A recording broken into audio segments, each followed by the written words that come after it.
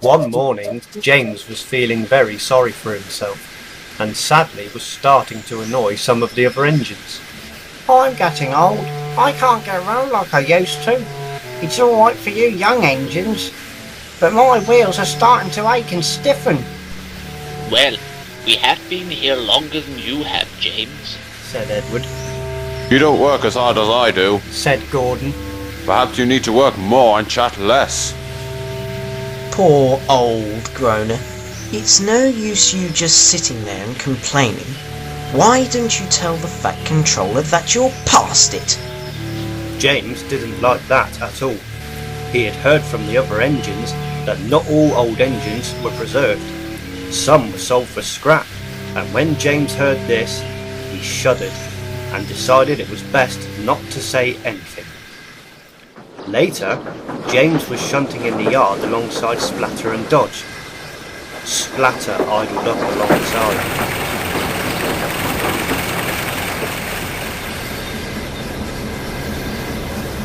Hey Dodge, look! It's that Old Groaner, James.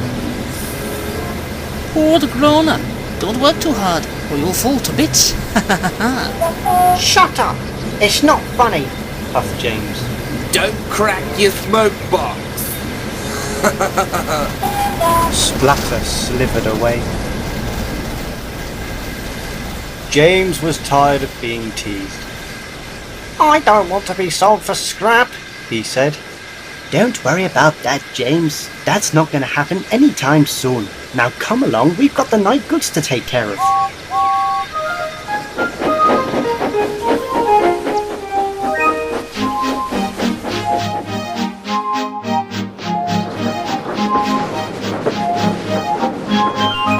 That night, James was kept busy shunting trucks around the yard.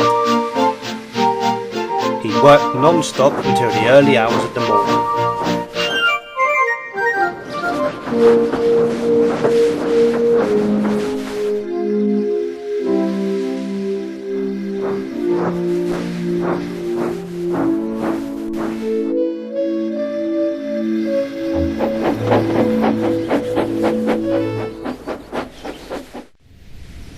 2 days later, James started to complain.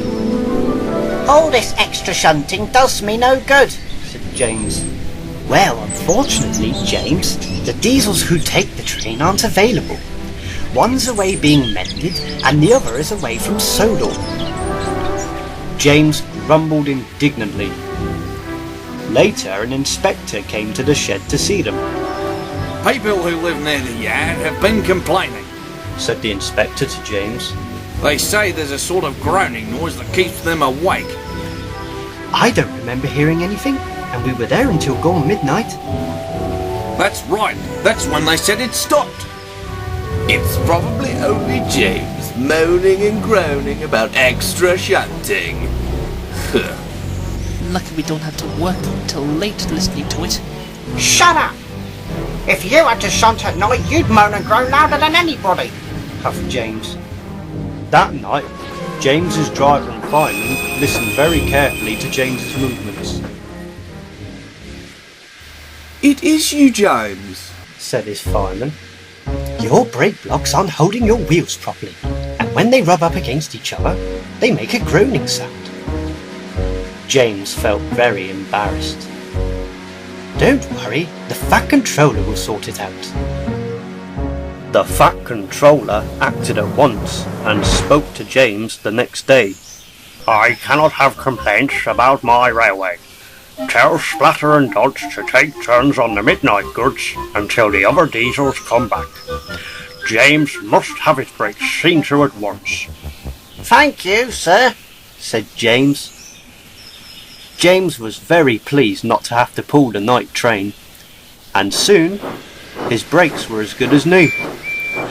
But the nickname of Old Groaner stuck for several weeks afterwards.